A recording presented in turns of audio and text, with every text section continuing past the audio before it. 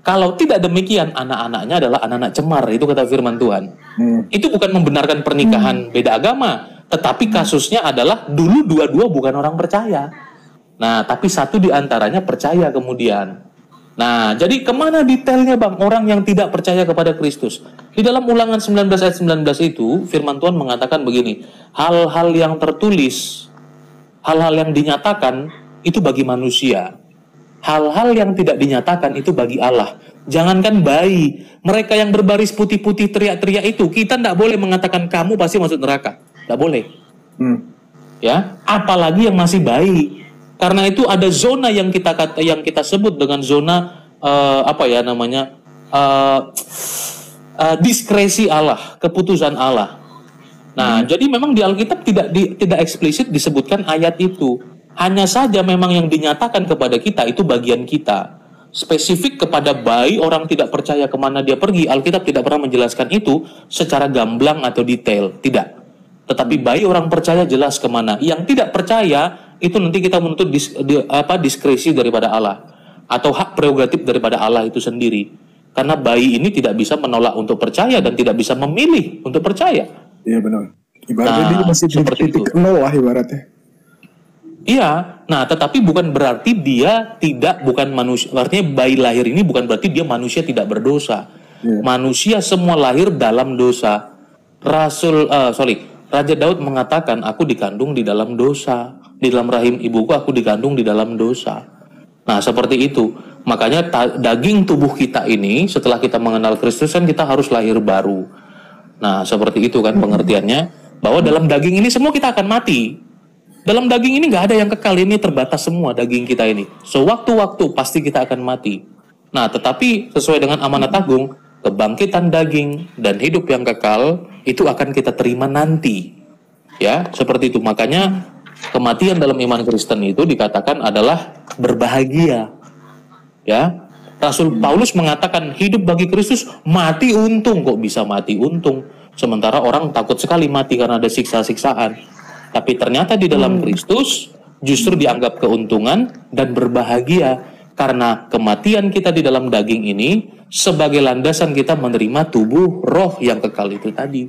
Nah, seperti itu. Setelah kita mati di dalam Kristus. Seperti itu, teman-teman. Silakan dilanjut. Oke. Jadi sebenarnya pertanyaan ini ini closing statement ya.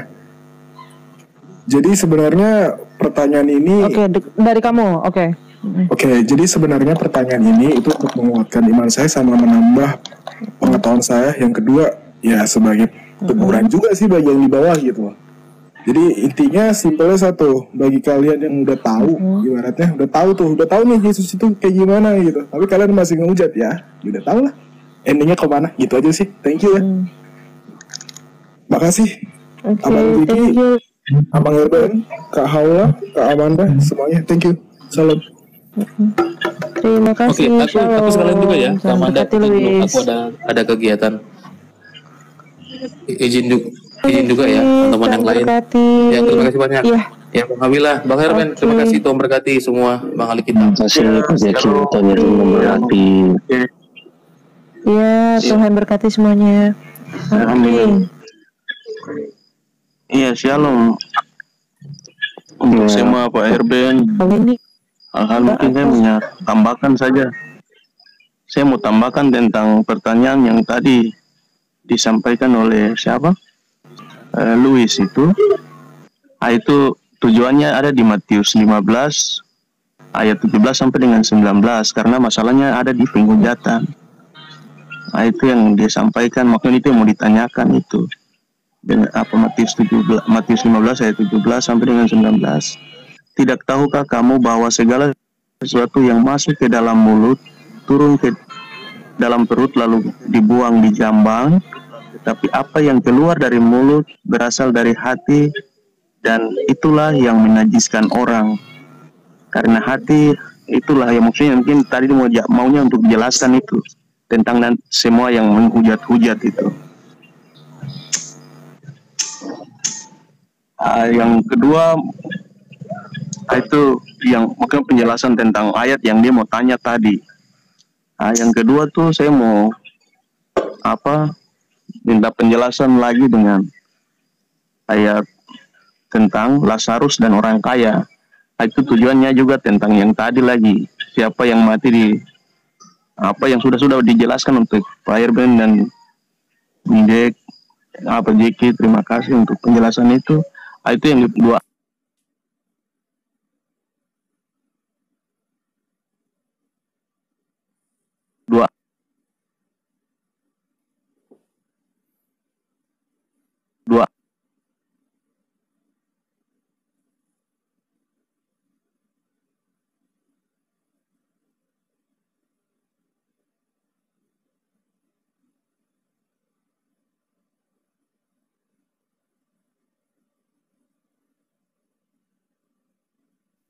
Sinyal terus.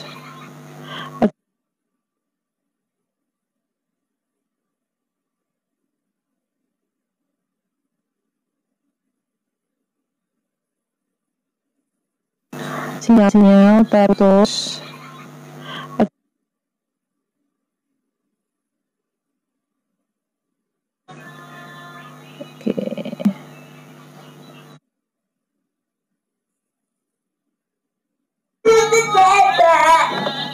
Tadi siapa yang namanya? Kok aku lupa jadinya?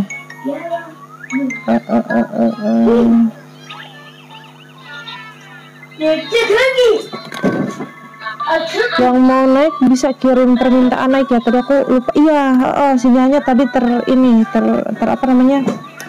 Keganggu sinyalnya. Bang Erben masih ada nggak ya?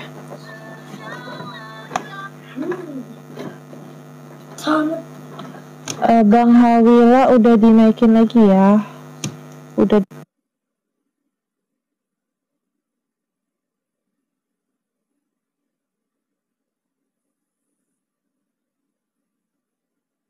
Masih bisa naik kah? Ada yang bisa naik kah? Aku nggak mau naikin kopi pahit ya teman-teman, soalnya udah ketahuan kalau dia di atas nanti pasti debat, dan aku nggak mau debat teman-teman ya. Ini diskusi santai. Kalau misalkan mau debat di room sebelah, aku nggak mau. Ya Bang Moyang, selamat malam Bang Moyang. Bang Moyang. Bang Moyang, monitor. Bang Hawila yang tadi mau dilanjutin apa gimana nih? Soalnya Bang Erben belum naik nih. Ya mungkin saya lanjutkan lagi. Itu yang tadi mau ditanya oleh Bang Luis itu tentang hujat menghujat, itu yang pertama. Itu terdapat di Matius 15 ayat 17 sampai dengan 19. Terus yang mengenai orang yang tidak menerima Injil atau pemberitahuan tentang yang tidak masalah keyakinan lalu mati, itu dikemanakan. Saya mau jelaskan lagi, itu sudah ada tertulis di Lukas 16 ayat 19 sampai dengan 31. Kisah tentang itu kan pertanyaan ilustrasi atau perumpamaan yang disampaikan oleh Yesus kepada pertanyaan seperti itu mengenai orang kaya dan Lazarus, kisah itu. Itu kan ada perumpamaan dan penjelasan semua di situ. Itu mengenai keyakinan siapa yang mati di luar itu. Ayat Lukas 16 itu sudah dikatakan, ayatnya yang ke-16 ayat 31, kata Abraham kepadanya, jika mereka tidak mendengar kesaksian Musa dan para nabi-nabi, mereka tidak juga akan mau diyakinkan, sekalipun orang yang telah bangkit dari antara orang mati. Malam Bang kita. Itu mungkin tadi si Luis mau tanya itu. Oke, makasih. Ya, oke, makasih Bang Hawila. Iya, selamat malam Bunga Hitam. Malam. Iya. Ada yang ingin didiskusikan Bunga Hitam? Saya cuma Iya, Lukis, ya kopi pahit nggak akan dinaikin kok. Udah tahu dia nggak bisa diskusi baik di kolom komentar aja dia udah nyampah, jadi bisa dipastikan nggak akan dinaikin. Ya, lanjut. Apakah berdosa Yesus menyuruh murid-muridnya untuk mencuri keledai orang, Mbak? Gimana? Sorry, pertanyaannya ini. Ini kegiatan menyuruh murid-muridnya untuk mengambil. Iya Bang Halira. Tanpa seizin pemiliknya. Saya Kristen. Iya, Itu Living ada di Smile. Matius 2:12. Oke. Iya, Bang Living Smile, selamat naik. Selamat malam, ya ampun. Ya silakan naik, udah saya terima.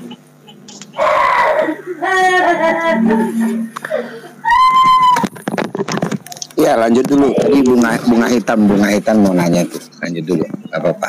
Saya close mic dulu, mau dengar. Ya, Coba. Dia saudara kita Muslim kayaknya. Iya. Iya, oke, sorry.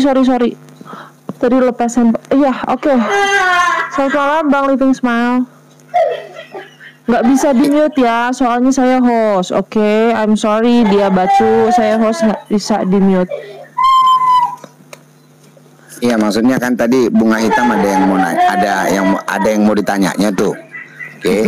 Nah, jadi coba kita dengar Iya, dulu. Bang Bunga Hitam silakan bertanya, nanti berdialog sama Bang Living Smile ya. Bang Living begini. Boleh.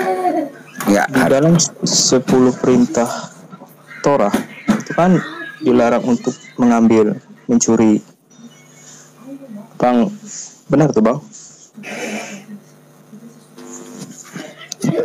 ya. Bang. Gimana Bang? Mengambil hak orang lain nggak boleh ya Bang?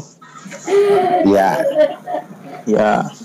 Nah, pada Matius 21:2 itu diceritakan bahwa Yesus itu menyuruh murid-muridnya untuk mengambil keledai orang lain tanpa seizin pemiliknya. Nah, yang saya ingin tanyakan, apakah Yesus di sini berdosa nggak? Melanggar nggak hukum tadi? Asik ya. Saya nanya dulu di awal ya, bunga hitam, Bang Bunga Hitam ini Muslim apa Kristen apa Hindu apa Buddha? Saya Muslim, Pak. Oh Muslim ya. Oke. Jadi gini dia, Bang Bunga Hitam. Jadi kan firman Tuhan kita itu, Bang, firman Tuhan Kristen itu dia tidak bisa memang diambil satu-satu ayat lalu kita artikan dengan sembarangan. Ya.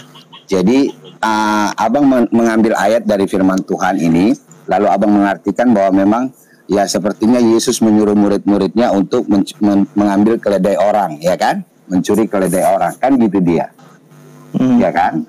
Jadi gini dia Bang, saya punya pepatah bijak untuk Bang Bunga Hitam ya. Firman Tuhan Kristen itu Bang adalah hasil dari pemikiran Tuhan itu sendiri. Ya, Semuanya, jadi, Bang. ya, firman Tuhan itu semuanya adalah hasil dari pemikiran Tuhan itu sendiri. Itu semuanya firman Tuhan, Bang. Ya, di dalam Alkitab kami itu adalah firman Tuhan. Iya, jadi Bang, tidak akan bisa kita mampu mengerti dengan akal pikiran kita yang sederhana, karena firman Tuhan juga jelas berkata, ya kan, pemikiranku dengan pemikiranmu kata Tuhan bagaikan langit dan bumi, sangat jauh. Jadi hanya jika Roh Kudus yang adalah Roh Tuhan itu sendiri turun atas kita, baru kita mampu mengerti makna dan arti pewahyuan kebenaran firman Tuhan itu. Nah, jadi gini dia. Jika memang Abang Bunga Hitam ini memang mau mengerti, ya, mendapatkan kebenaran dari firman Tuhan itu, bolehkah jika saya ajak untuk berdoa?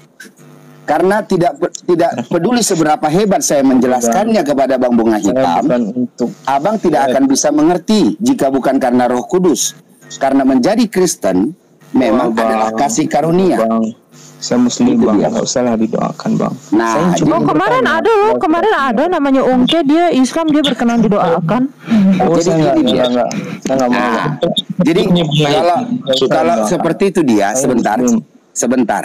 Ya, jadi kalau memang Bang Bunga Hitam tidak mau, Bang, saya juga tidak bisa menjelaskannya.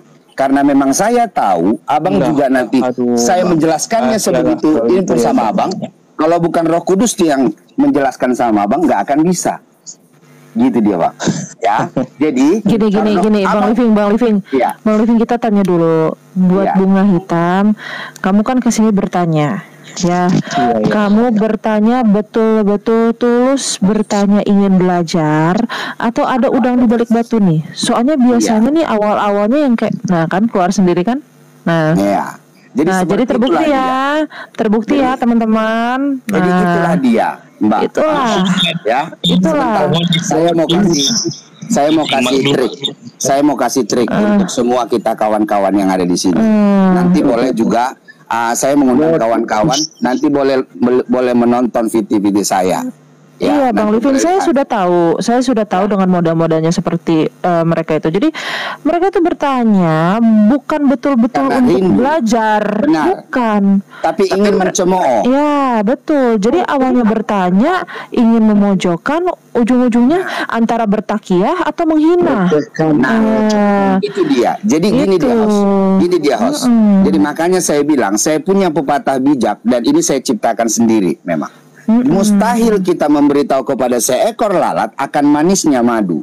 Tetap aja dia akan mencari bangke. Itu dia. Nah, jadi jika memang karena memang menjadi Kristen itu adalah kasih karunia dan anugerah. Karena firman Tuhan juga jelas berkata, bukan kamu yang memilih aku, itu kata Tuhan, tapi aku yang memilih kamu. Itulah Kristen. Jadi tidak peduli seberapa hebat kita menjelaskan kebenaran firman Tuhan, jika bukan karena Tuhan Yesus yang memilih dia, bukan karena Roh Kudus yang menjamah dia, nggak akan mampu. Betul. Nggak akan bisa. Karena saya pernah bicara dengan itu kemarin di room blokir permanen sama Juma. Jadi saya bilang seperti ini. Karena memang saya pejuang toleransi. Saya juga memang tidak mau dalam setiap PT-PT saya boleh lihat nanti saya memang membantah tentang komen-komen toksik tentang kekristenan, tetapi tanpa harus menjelekkan agama orang lain. Karena itulah Kristen. Kristen itu kasih. Belajarlah untuk mengajak orang datang ke restoranmu tanpa harus menjelekkan restoran orang lain. Itulah Kristen. Untuk mengajak orang datang ke agama Kristen bukan dengan menjelekkan agama orang lain. Saya tidak tahu dengan ajaran agamamu. Saya bilang sama Juma, kecuali jika memang tidak ada yang baik di restoranmu untuk kau promosikan, maka hanya dengan jalan menjelekkan restoran orang lain lah baru kau bisa mengajak orang ke restoranmu. Ya kan? Berilah makanan gratis dari restoranmu, pasti ia akan datang semua. Bukan. Jadi ini dia, itu sebagai gambaran. Jadi saya bilang sama Juma, dapatkah ikan emas memberitahu kepada ikan kakap bahwa air danau jauh lebih segar daripada air laut? Enggak. Demikian juga sebaliknya, kecuali jika ikan kakap itu dipindahkan dahulu ke air danau, baru dia akan mengerti segarnya air danau. Nah, jika teman-teman kita yang bertanya ini, apalagi yang bukan Kristen, bertanya kebenaran firman Tuhan, maka ajak supaya mereka terjebak sendiri dalam kata-katanya, ajak berdoa dulu. Jika kau mau berdoa, mari. Maka saya akan beritahu. Dalam pemberitahuan saya ini, semoga Roh Kudus bekerja. Nah, menjamah hati dan pikiranmu sehingga kau bisa mengerti kebenaran firman Tuhan. Tapi gini Bang Living, susah juga sih kalau kita ingin menjelaskan ke mereka karena nggak bakal nyampe gitu. Gimana? Karena kan sudah sesuai di Amsal 9 ayat 10 Bang Living. Itu kalau harus takut akan Tuhan dulu sih permulaan hikmat itu. Jadi kalau kita nggak takut sama Tuhan, kita gimana mau nyampe gitu kan?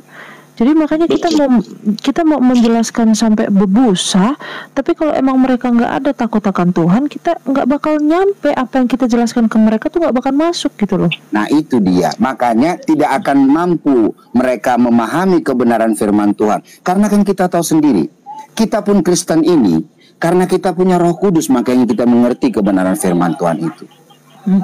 Jika tanpa Roh Kudus, mungkinkah kita mengerti? Enggak. Nah, sementara Ya kan? Kita tahu mereka adalah orang yang tidak punya Roh Kudus.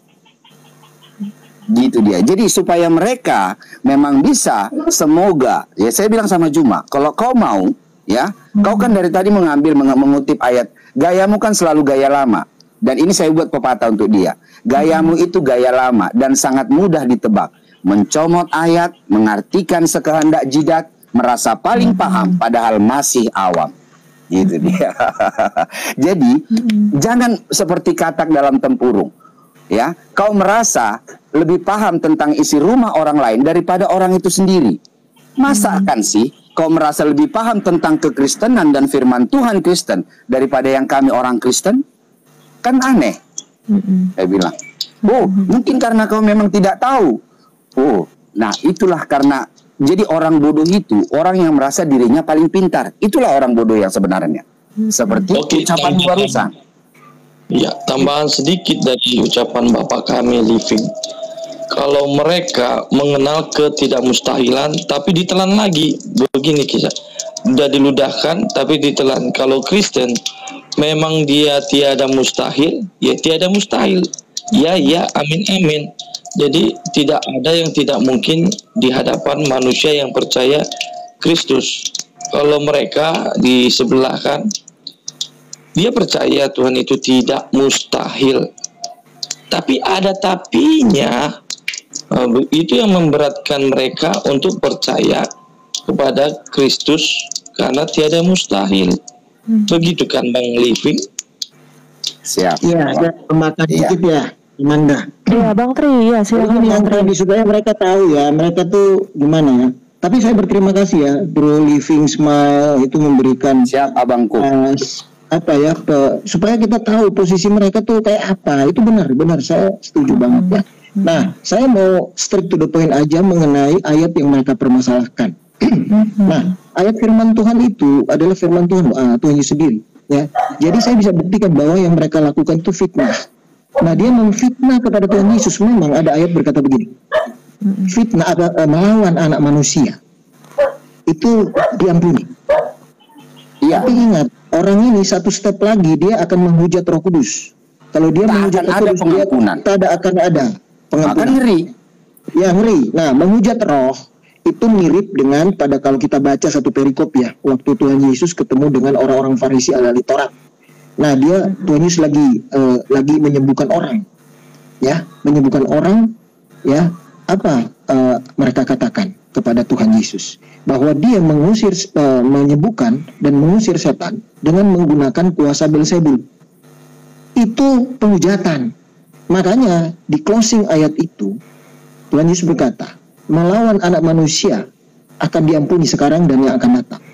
Tapi menghujat Roh Kudus tidak akan diampuni. Jadi menghujat terus seperti yang tadi. Masa menganggap Tuhan Yesus menyembuhkan dengan kuasa Allah, Roh Kudus. Mereka mengatakan bahwa dia menyembuhkan dengan kuasa Beelzebul, kuasa setan. Itu penghujatan. Nah, itu contoh penghujatan. Terus yang kedua ini fitnah kepada Tuhan Yesus. Saya buktikan ya. Saya buktikan bahwa itu fitnah. Ya, saya buka di Matius 17 ayat 27. Ini sebenarnya parangan.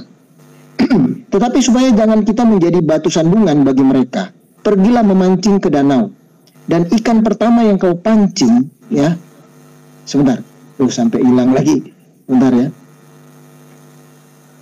Tadi Matius ya, ini. Dan ikan pertama yang kau pancing, tangkaplah dan bukalah mulutnya. Maka engkau akan menemukan mata uang 4 dirham di dalamnya. Ambillah itu dan bayarlah kepada mereka, bagiku dan bagimu juga. Saya mau tanya, Tuhan Yesus mencuri nggak dengan ayat ini? Tidak, saya bisa buktikan banyak sekali ayat, ya. Tidak. Apakah kalau itu kan pasti orang punya, tapi dimakan oleh ikan itu, kan pasti orang punya. Sama kalau orang punya, dia jatuh, uangnya jatuh, dimakan ikan, jatuh di danau, dimakan ikan, berarti uang itu tetap punya orang. Nah, dia menuduh Tuhan Yesus mencuri, sama seperti itu. Oke? Nah, ini satu contoh ya. Nah, terus contoh yang kedua saya balik ke Abraham. Abraham pada waktu dia mempersembahkan Ishak, ya, nah itu diuji dan dia berhasil. Tuhan ingin menunjukkan bahwa Tuhan punya kasih yang lebih dari itu, anaknya akan diberikan. Tapi ingat, pada saat Abraham berhasil, Tuhan menyediakan apa? Domba, betul kan? Yang tertambat. Ya. Saya mau tanya, domba itu dicuri nggak sama Abraham? Enggak dong. Tidak, Tuhan menyediakannya. Nah, sekarang kita balik ya. Swear ini jelas. Ya, Tuhan menyediakannya, tertambat, tiba-tiba muncul di situ. Bisa nggak Tuhan ciptakan? Bisa. Bisa nggak Tuhan datangkan? Bisa juga. Bisa. Ya kan? Karena Dia Maha Kuasa. Oke? Nah, sekarang kita balik kepada keledai. Kalau kita baca di Matius, Markus, Lukas, itu ada. Tertulisnya hanya begini. Kamu akan menemukan seorang keledai betina dan anaknya tertambat. Lepaskanlah. Jika ada yang nanya, bilang Tuhan memerlukannya. Saya mau tanya, di situ ada nggak pemiliknya? Apa ada tidak pemiliknya? Itu dia, Bang. Makanya tidak dari ada pemiliknya di situ. Benar. Jadi itu peristiwa sama dengan peristiwa domba yang disediakan Allah kepada Abraham. Sama dengan uang dirham ini. Jadi tidak karena ada. Pertanyaannya tadi itu dia, Bang. Iya, jadi jadi mereka fitnah, ya. Tak ada di ayat itu bahwa itu punya orang, nggak ada. Coba dicek. Benar. Tidak ada sama sekali, ya. Itulah makanya saya tadi bertanya sebentar, Bro Living. Ya. Jadi sebentar supaya kawan-kawan di bawah ini teredukasi. Itu sama peristiwa itu dengan Matius 13:35 yang saya bilang tadi, dirham, ya. Uang yang ada di dalam mulut ikan. Tuhan bisa menyediakan di mulut ikan. Ada uang. Bayangkan. Bisa nggak Tuhan ciptakan? Bisa. Bisa nggak Tuhan datangkan? Bisa juga. Gak ada masalah dengan Tuhan. Dan itu tidak ada pemiliknya. Berarti siapa pemilik itu? Tuhan sendiri. Domba yang disediakan bagi Abraham, siapa pemiliknya? Tuhan sendiri. Siapa pemiliknya? Apa namanya keledai itu? Tuhan sendiri. Memalukan kau itu ya. Jangan kau fitnah firman Tuhan ini. Tidak ada cacatnya firman Tuhan ini. Kita bisa buktikan. Anda cari bolak-balik. Silakan Anda datang ke sini lagi. Jadi kalau Anda fitnah, nuduh Tuhan Yesus mencuri, masih untung kau masih bisa diampuni. Cepat bertobat. Tapi kalau kamu naik satu level lagi, menghujat Roh Kudus, kau tak akan pernah diampuni. Ya kan? Sekarang dan yang akan datang. Makanya kau bertobat. Terima Tuhan Yesus supaya kau selamat. Amin. Ya? Itu masukan saya. Terima kasih. Puji Tuhan. Terima kasih Bang Tri. Karena memang saya sudah kita dengar tadi awalnya itu kan, mereka hanya melakukan jebakan-jebakan Batman yang memang untuk kita harusnya yang anak-anak Tuhan yang penuh dengan Roh Kudus memang tidak akan terjebak dengan jebakan-jebakan seperti itu. Makanya saya buat dalam video. Jadi mereka memang ahlinya seperti yang saya bilang tadi, mencomot ayat, mengartikan sekehendak jidat, merasa paling paham padahal masih awam. Nah itu dia. Betul.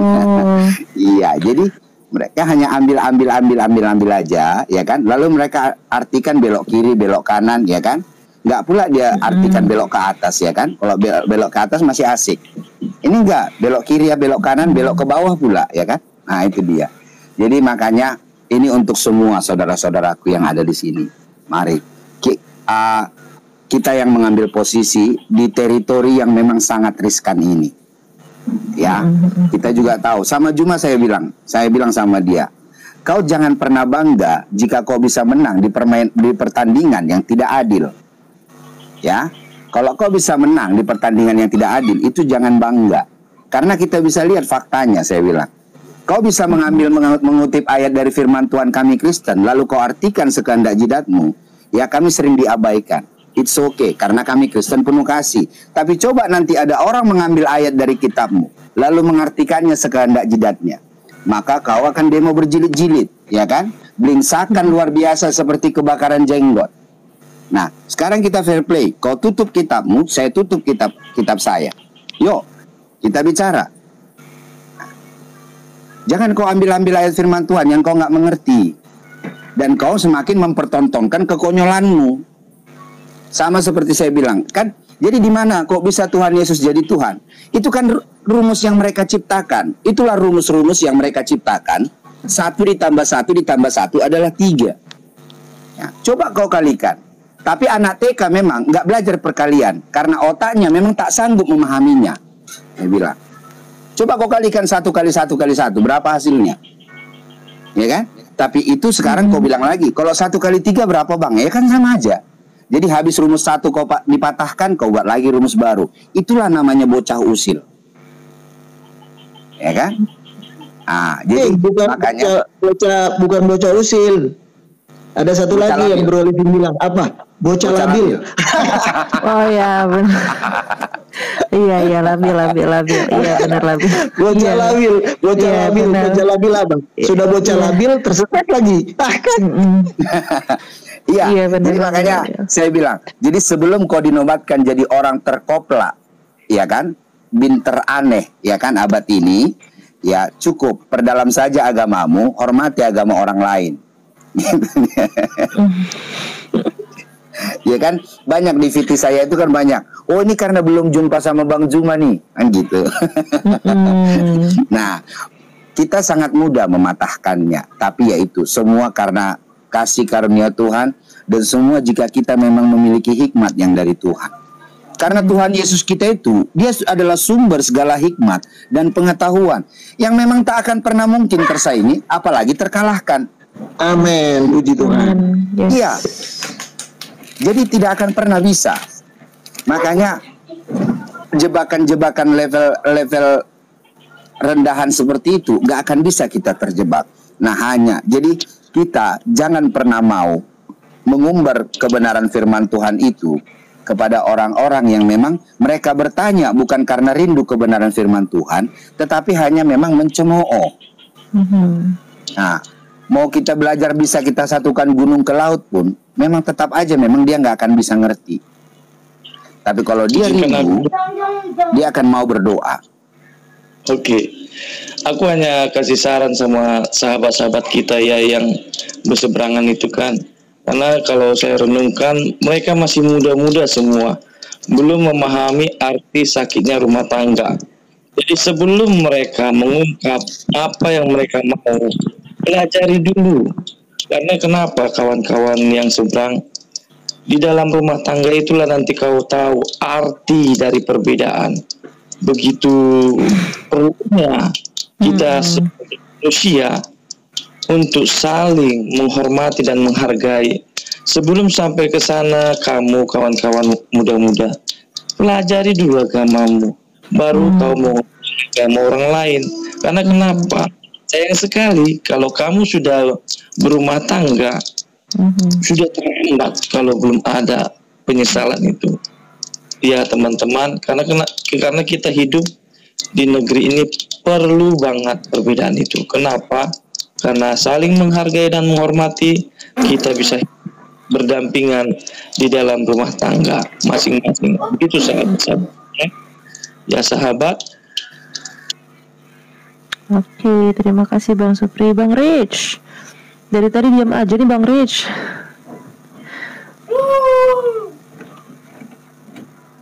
Bang Rich. Oh, Ya, Bang Rich. oh Rich. Oke, Ya. silakan. Gimana Bang Rich? Apa-apa nak komen, cuma itulah kadang-kadang terdengar ustaz-ustaz tu kan, dia orang begitu fasih dalam bahasa Arab. Ada sesekali lah nak dengar dia orang debat dengan orang Arab yang murtad tu. Itu je. Macam Awan TV sampai sekarang pun tak keluar lagi debat dengan Ahmad Muslim. Itu je.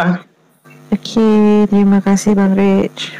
Oke, Bang Curut, ada yang ingin ditambahkan Bang Curut?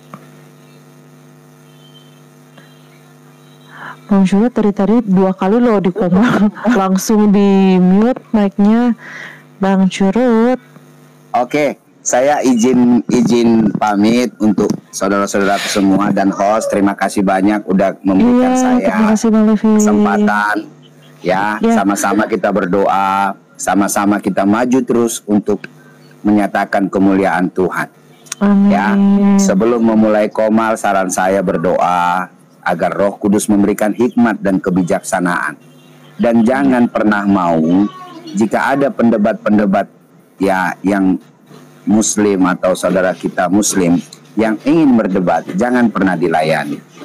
Ya, jika kita sudah menjelaskan kebenaran firman Tuhan, karena seperti yang Bang Triwira tadi bilang, ya, dosa kepada Bapa dan dosa kepada Anak bisa diampuni, tapi dosa kepada Roh Kudus takkan ada pengampunan. Nah, itu kita mengerti hal itu, tetapi mereka tidak mengerti hal itu.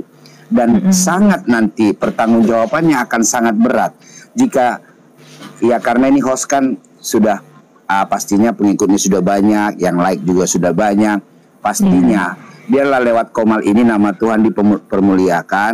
Jangan lewat Komal ini nanti ada pula orang yang memang menghina Roh Kudus, jadi tidak bisa terampuni. Gitu dia host ya. Jadi harus berhati-hati ya host. Host juga. Terima kasih Bang Triwira, Bang Curut, Bang Supriyadi. Dan untuk semua saudara-saudara Tuhan Yesus memberkati manapun berada ya. God bless always. Ya, semangat. Puji Tuhan. Terima kasih Bang Levin.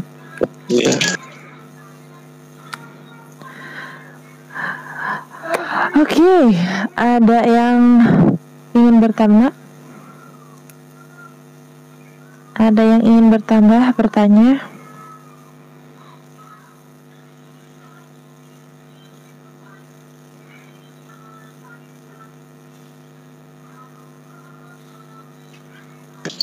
Ya, sebelum saya juga mau turun ada tambahan sedikit ya.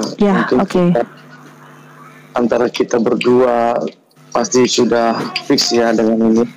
Kalau Tuhan yang pengikut Yesus sembah, tiada yang mustahil. Bahkan firman Tuhan Yesus berkata, batu ini pun bisa menggantikan mereka. Oleh karena itu, sahabat-sahabat kami yang di seberang, kalau memang Tuhan itu tiada mustahil, katakan tiada mustahil. Jangan sudah air, minyak lagi. Sudah batu, air lagi. Karena semua itu iya dan amin. Kalau kamu mengakui Tuhan itu iya, ya iya. Kalau amin, ya amin. Demikian. Salam sejahtera untuk Amanda. Kiranya semua baik. Sesuatunya baik. Amin. Terima kasih Bang Supri. Tuhan berkati Bang Supri. Hai Ikso, Shalom. Teman-teman yang di bawah masih ada Komal 2 lagi.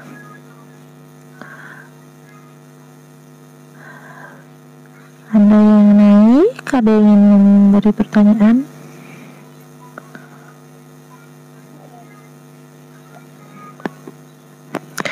Bang Curut, monitor dari tadi Bang Curut ya.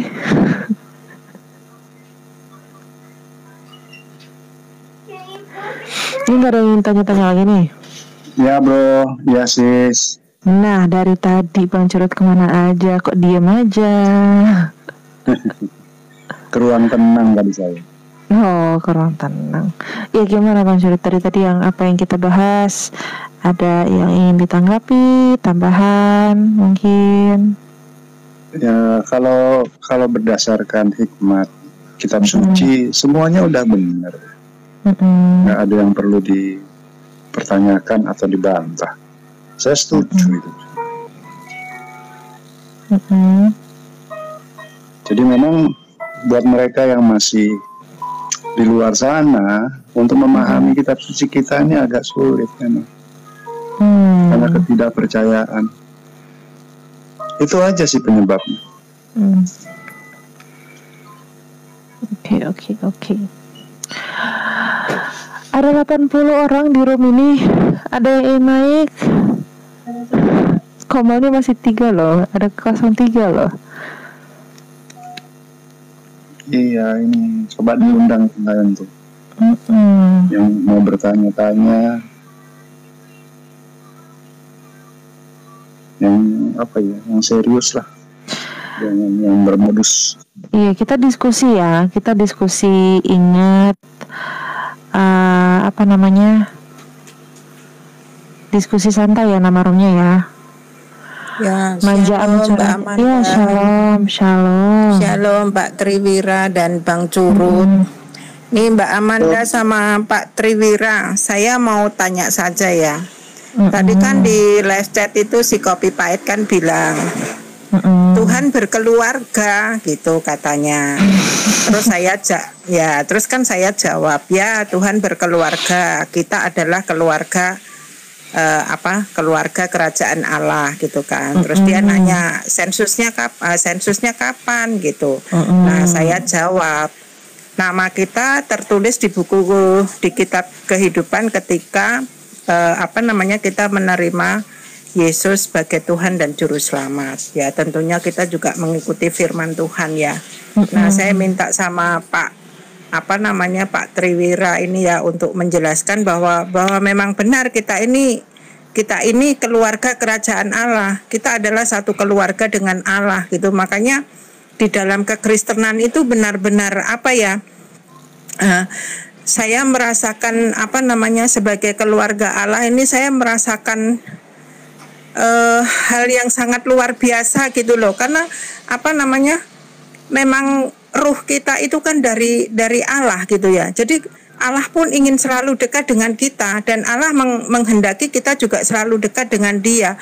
Bahkan menjadi sebuah keluarga, kita juga memanggil Dia itu Bapa. Nah kalau bukan keluarga kan kita nggak memanggil Dia Bapa, ya kan? Bahkan kita disebut anaknya gitu ya. Jadi saya minta Pak Triwira ini menjelaskan tentang keluarga Allah ini supaya orang yang belum mendengar itu jadi mengerti gitu ya. Dan juga untuk yang di luar Kristen ini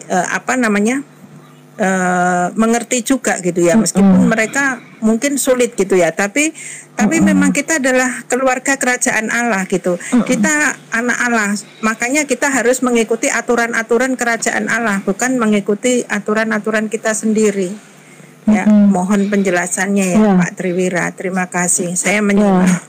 Iya, oke, terima kasih Bu Nurwati. Pertanyaannya, ya Bang Tri, monggo dijawab. Wah, luar biasa. Mbak Nurwati itu pertanyaannya ada 2, tapi Mbak jawab tuh luar biasa loh. Saya aja tak terpikirkan yang dia tanya mengenai sensus. Itu luar biasa. Ya betul, tepat banget kan dia tanya apakah kita keluarga Allah, kan gitu. Mbak bilang iya, kita keluarga Allah. Kapan sensusnya? Nama kita tercatat di dalam buku kehidupan. Ya, jadi database kita ada di situ. Jadi kalau mau disensus, kita ada di situ. Sudah tercatat. Tuhan yang sudah mensensus kita. Jelas ya. Makanya dia pasti lari terbirit-birit ya. Nah, itu satu.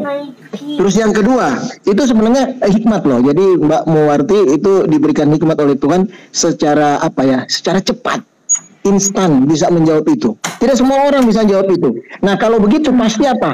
Roh Kudus yang memberikan hikmat itu. Saya yakin itu, ya. Nah, terus yang kedua mengenai anak Allah, betul. Firman Tuhan berkata, pada saat kita terima Yesus sebagai Tuhan dan Juru Selamat, kita diberi kuasa menjadi anak-anak Allah. Nah, kenapa ada istilah kuasa menjadi anak-anak Allah? Ternyata anak-anak Allah ini spesial. Ya, kita menjadi keluarganya. Kalau dibilang anak Allah, berarti pasti kita menjadi keluarganya. Jelas, keluarga kerajaan Allah. Kedua, kita diberi kuasa. Nah, kita diberi kuasa. Saya ingat betul waktu Tuhan Yesus berkata begini, pergilah, beritakan Injil, ya kan? Usir setan-setan, sembuhkan orang dan lain-lain. Kita telah menerima kuasa dari Dia. Jadi pada waktu kita menjadi keluarga Allah, bukan hanya itu, kita diberi kuasa menyembuhkan, mengusir setan, ya, dan lain-lain.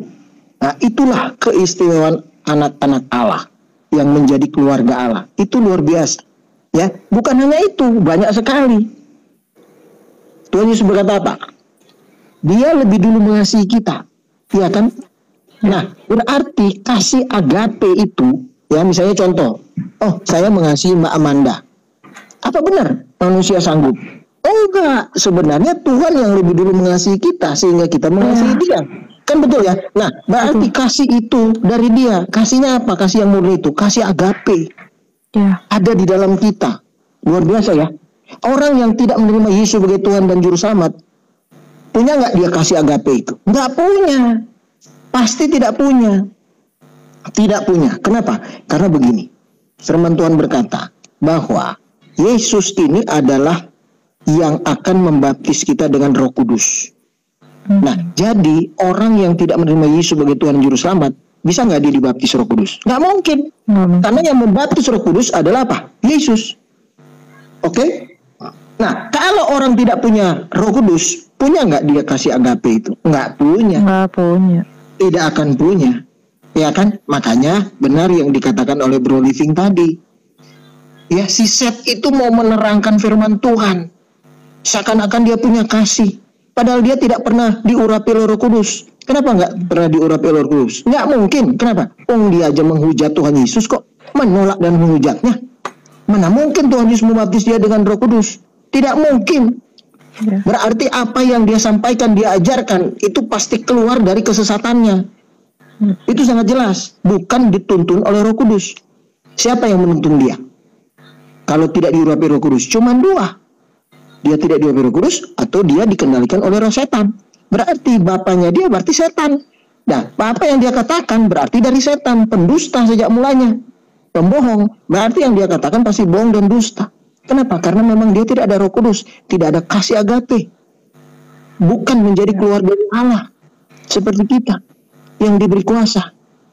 Ya kan? Dia bisa menyembuhkan orang. Nonsen. Nggak mungkin. Ya, dia tidak punya kuasa sama sekali. Ya, jadi itu aja tambahan saya, Mbak Muwarti ya. Singkat aja. Mungkin ada tambahan dari Bang Curut dan lain-lain. Silakan. Ya, Bu Murwati, ya gimana itu sudah dijawab sama Bang Tri? Bu Murwati. Saya lagi makan Mbak ya.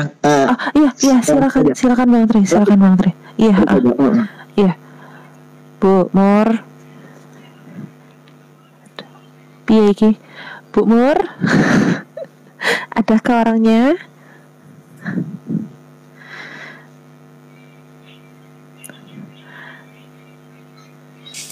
Iya Mbak Amanda, saya lagi mandiin nenek dipanggil, tapi saya menyimak ya penjelasannya tadi.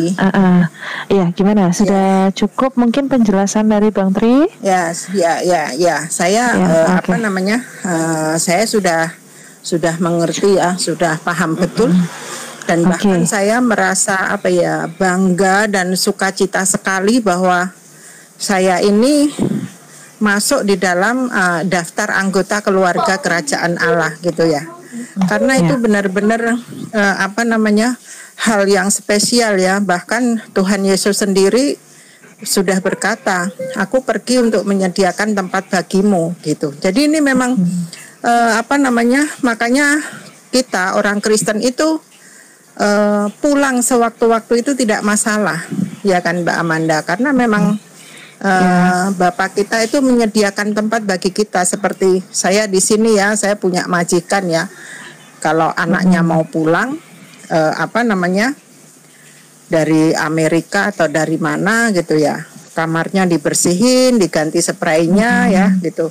Ya ini kita secara manusia gitu ya. Maksudnya kita punya sukacita untuk menyambut dia. Demikian juga Tuhan kita gitu. Jadi Tuhan itu sudah mengasihi kita begitu luar biasa gitu ya. Jadi ya saya juga memberitahu yang di bawah ini bagi saudara-saudara seiman saya. Dan saya sebetulnya enggak ini ya Mbak Amanda kurang setuju sekarang kalau kita itu dibilang minoritas gitu ya, karena ya mungkin kita sedikit tetapi kita adalah spesial gitu ya. Kita adalah imamat yang rajani ya, umat milik kepunyaan Allah gitu loh. Jadi kalau Mbak Amanda boleh kalau live sama teman-teman jangan sebut lagi kita minoritas gitu. Karena ini adalah karena kita ini adalah bibit unggul gitu ya. Bibit unggul gitu. Karena kalau Tuhan Yesus sendiri kan bilang kalau buahnya nggak baik kan pasti dipotong gitu kan. Gitu. Jadi kita itu adalah pasti buah yang baik gitu. Ya gitu saja Mbak Amanda, terima kasih. Ya Bu Mut, terima kasih. Ya, shalom, Tuhan Yesus. Shalom, shalom. Tuhan Yesus memberkati. Ya, terima kasih Pak Triwira, Bang Curo. Terima kasih, Tuhan memberkati pelayanan Bapak dan Ibu sekalian. Amin. Ya. Ya. Oke, Ius, kamu mau naik Ius 91, jangan menghujat saja di bawah, tapi kalau mau, yuk naik. Yuk naik ya, kamu jangan hujat saja di bawah.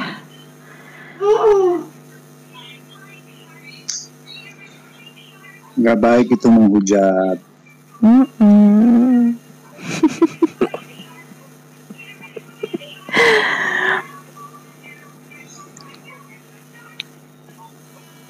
Kita itu dalam segala perkara itu asik-asik saja ya, dikatain anak kok berkeluarga, ya memang dari awal pun Tuhan mengatakan seperti itu ya. Terus mana sensusnya di Alkitab ada juga gitu. Nah mau ngapain? Sama kayak tadi Pak siapa namanya yang barusan turun tadi yang menempati ruang. Oh yang bukan, turun ini yang turun banyak apa? Ya, living smile ya, apa namanya ya dia kan mari apa namanya mari kita tutup kitab kita nggak usah apa namanya saling mencuri-curi ayat kan begitu kan. Tapi kebenaran itu nggak bisa diruntuhkan gitu.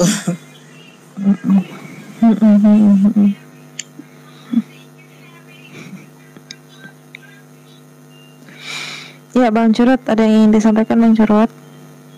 Ya itulah, kita cuma melihat, menyaksikan ya, bagaimana spirit orang di luar kekristenan itu selalu menghujat kita. Kita dilecehkan oleh karena iman kita. Ini adalah satu bukti bahwa mereka tidak memiliki iman seperti kita. Mereka iri sebenarnya, tapi mereka nggak mampu. Yang ada justru mereka puas untuk menghujat saja, karena memang tidak mungkin, mereka tidak berdaya juga untuk memahami, karena kita adalah orang-orang pilihan. Gak mungkin gitu loh, mereka itu dapat mengerti tanpa dipilih. Jadi kekecewaan mereka, keputusasaan mereka, mereka lampiaskan dengan penghujatan iman kita. Betul. Jadi kita yang sempat tadi apa namanya sebelumnya nih sempat ada Riva juga masuk ke sini, sebelumnya juga ada Nandar di sini juga ya. Mereka ya biasalah ya menghujat, menghina, terus malah saya doain. Malah tadi saya bilang sama teman-teman, tadi ada Mr. A dan lain-lain, saya bilang yuk kita doain Riva yuk, biar dia tuh bahagia selalu, biar dia tuh rezekinya lancar gitu ya. Karena kalau misalkan orang itu betul-betul bahagia, dia tidak akan mengatakan hal-hal yang busuk gitu ya. Jadi kalau kita mengeluarkan kata-kata yang busuk kan kita udah pasti tahu oh hati orang itu busuk gitu. Jadi ketika orang itu memiliki kebahagiaan yang betul-betul bahagia hidupnya dan hatinya juga bersih, kata-kata yang keluar pun juga pasti enak dibaca gitu. Jadi orang-orang seperti itu malah saya doain, nggak saya hujat balik, malah saya doain gitu loh. Memang kita dapat berdoa bagi mereka yang menganiaya kita. Kalau kita punya pikiran itu benar. Tapi kalau kita punya pikiran juga sama dengan mereka, maka kita pun tidak mampu mendoakan mereka yang menghujat kita. Iya Bang Hasialan, betul. Tadi Nandar kabur, tapi dia nuduh saya nge-kick, padahal saya tidak kick dia. Dan saya baru tahu kalau Nandar itu nggak di room saya aja seperti itu. Jadi Nandar di room-room lain pun dia naik ke Komal, tapi dia menurunkan dirinya sendiri. Dan ketika itu dia langsung fitnah hostnya nge-kick dia. Jadi nggak hanya di 1 atau 2 room, tapi di setiap kali dia naik Komal, ketika dia sudah terpojokkan, dia bakal turun. gitu. Dia bakal turun, habis itu dia fitnah kalau ya hostnya nge-kick nih, ya payah nih ke hostnya, padahal dia turun sendiri. Makanya pas saya tahu itu, oh kok jahat banget ya, kok busuk banget ya gitu loh, padahal kita nggak nge-kick, dia turun sendiri tapi bilangnya kita nge-kick. Ya sudahlah, biarin aja deh gitu, Tuhan lah yang tahu gitu siapa yang turun dan siapa yang nge-kick, gitu aja sih. Iya. Gitu. Mereka kan hidup memang secara duniawi, jadi ya biasalah. Iya, Bang Curut, mereka itu juga kalau kita itu selalu bicara tentang Tuhan itu selalu bicara pribadi.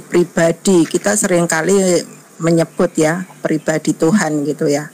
Pribadi Tuhan itu agung, mulia, dia itu kudus, dia itu nggak bisa berbuat dosa begitu ya. Tapi mereka itu nggak mengenal nggak ngerti bahwa Tuhan itu begitu agungnya, begitu kudusnya gitu ya. Sehingga mereka itu sering walaupun katanya itu mereka menuruti sesembahannya katanya, tetapi segala sesuatu yang mereka lakukan itu adalah dari keinginannya sendiri, bukan dari kehendak Tuhan ya. Dan hari ini tadi saya melihat di YouTube ya, pengakuan Maya Estianti ya dengan Daniel Mananta. Dia katakan seperti ini. Saya menemukan sebuah komunitas yang ketika dia berbicara Tuhan itu sangat sangat bersukacita gitu, sangat bergembira menceritakan Tuhan gitu. Ini kata Maya Estianti ya. Meskipun dia nggak menyebut agama, tetapi dia menyebut begini, bahkan loh mereka itu memanggil Tuhan itu Bapa gitu loh. Nah akhirnya dari situ itu si Maya ini mulai mempelajari kenapa sih mereka begitu gembira gitu, kenapa sih mereka kalau menceritakan Tuhan itu kok sebegitu dekatnya gitu loh, kayak sering ketemu face to face gitu ya, kayak sering makan bareng, kayak sering itu kata Maya Estianti ya. Semoga saja ya Mbak Maya mendapat jamahan Roh Kudus ya. Amin. Boleh mengenal Tuhan Yesus secara pribadi gitu loh. Jadi saya itu juga melihat, saya dipanggil nenek. Oh iya. Oke. Untuk jawaban Ibu Murwati kan, hati yang gembira adalah obat yang manjur ya. Dan ya emang betul, kita semua bersukacita. Betul sekali. Selamat malam buat Bang Hatu dan Bang Salmando. Gimana Bang Salman, ada yang ingin disampaikan? Mau nyampaikan seperti ini ya, kita semua yang 55 ini dan mereka yang di seberang ya, mari kita belajar pintar. Apa sebab? Seperti ini, Yesus dengan Isa. Yesus di Bethlehem, kiblatnya Israel. Isa di bawah pohon kurma, kiblatnya entah di mana lah itu. Nah, jadi teman-teman, sahabat yang di seberang ya, mohon kali, mari kita pintar. Bagaimana kiblat Israel dengan kiblat yang disebutkan itu bisa satu wujud, kan? Begini teman-teman, nah itulah maksudnya kenapa Bang Triwira, Bang Curut, dan ibu kita dan teman-teman apologet yang lainnya, cuman itu aja kita akan mengatakan herannya kan, mari kita belajar pintar. Kalau kita memang pintar, katakan pintar. Itu yang tadi saya sebutkan, pintar ya pintar, jangan pura-pura gitu. Teman-teman yang lain yang di seberang ya, kalau memang butuh belajar, belajarlah dengan imam yang mengenal dan mengetahui agamamu, agar jangan terkecoh. Sebab kenapa? Kalau kamu masih muda, kamu ambil setengah dari sini, setengah dari sini, setengah dari sini, setengah dari sini, kamu yang akan hancur berkeping-keping. Kenapa demikian? Karena mereka belum seperti orang yang sudah tua, yang mengerti apa itu arti hidup dan apa itu arti perbedaan. Indonesia tetap Indonesia, sahabat-sahabat. Demikian kawan-kawan, Amanda sehat selalu. Ya, amin. Terima kasih. Sehat selalu juga ya Bang. Tuhan berkati. Oke, Ananda, Bapak Ananda, ini sama tadi itu saya cuma mau usul aja bilang sama yang komal-komal Kristen, kalau kebetulan kong ada muslim yang naik sebelum dialog, doakan rame-rame doakan biar mereka tuh sadar. Iya. Dan tambahan juga sih tadi Bang Salman, emang betul yang tadi Bang Salman bilang.